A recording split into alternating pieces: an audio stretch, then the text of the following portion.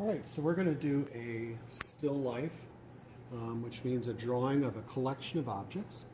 We've already printed out some cartoons, put them on some geometric forms, gave them a little color, and then folded them up. So we've put all of our forms onto a small piece of paper, and it's important to trace the base of each one so that we can put it back every day in the same spot. And if you have a group number, you can go ahead and put that on the paper. Then it's kind of easy to remember whose is whose, what is what.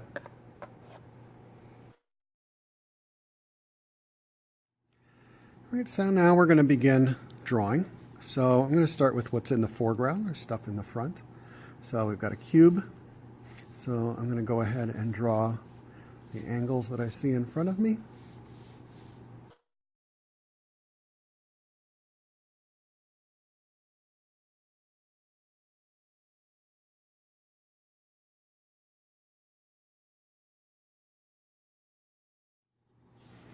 Once I have the forms, I can go ahead and throw in the edge of the paper that they're sitting on. This gives it a sense of space.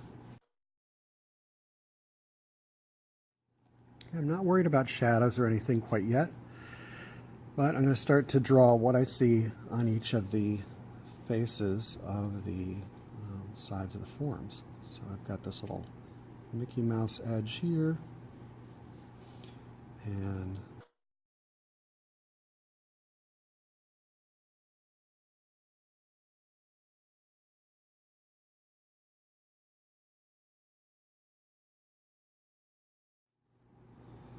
notice I'm just doing one side at a time. I'm not worried about whatever the image is. I'm just drawing the shapes that I see on each side.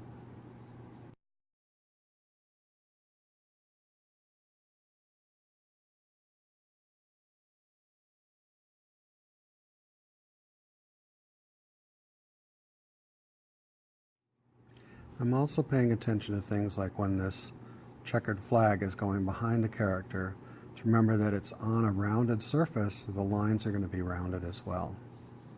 So the shape of the surface affects the image that you're seeing.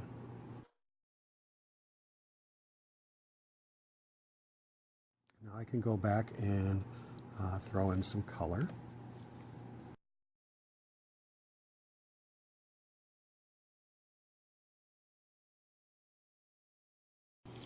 This side is a little bit in shadow, so I'm going to go ahead and make that a little darker.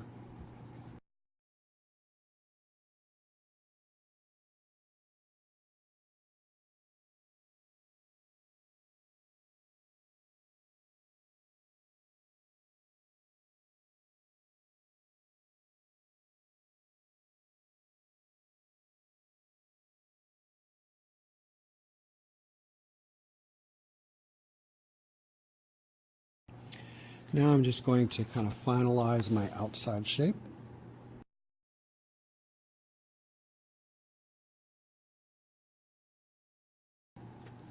Now I have to play around with the idea of shadow. So as I look at the cylinder form, I'm seeing a little bit more shadow on this side. So I would go ahead and fill that in.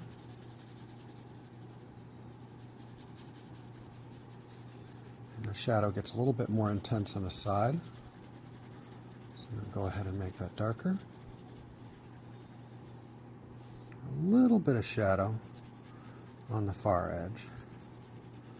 Not as much. The cube, this front side actually seems to be the darkest.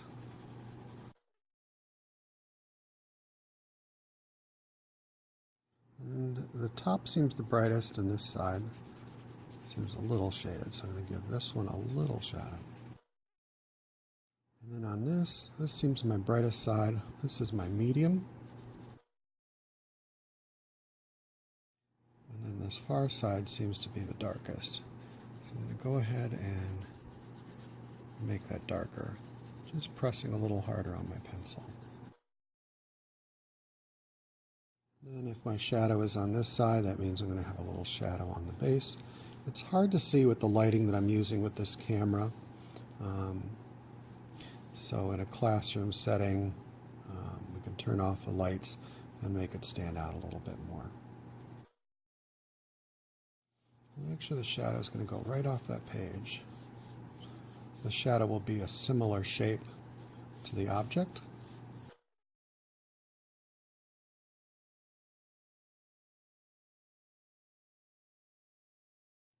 Now shadows will be darkest as they go underneath an object. So as I get closer, I would go darker.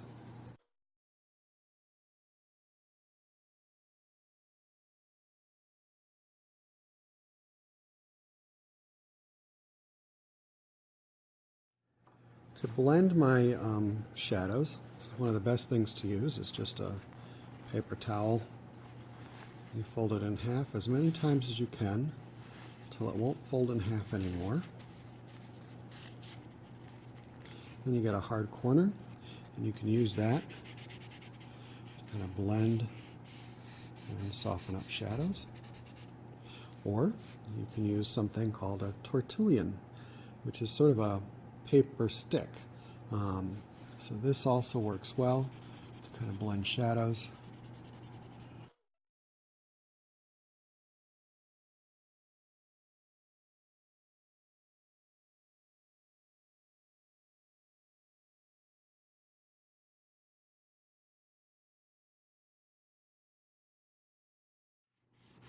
And if you got shadow where you didn't want it, just use an eraser.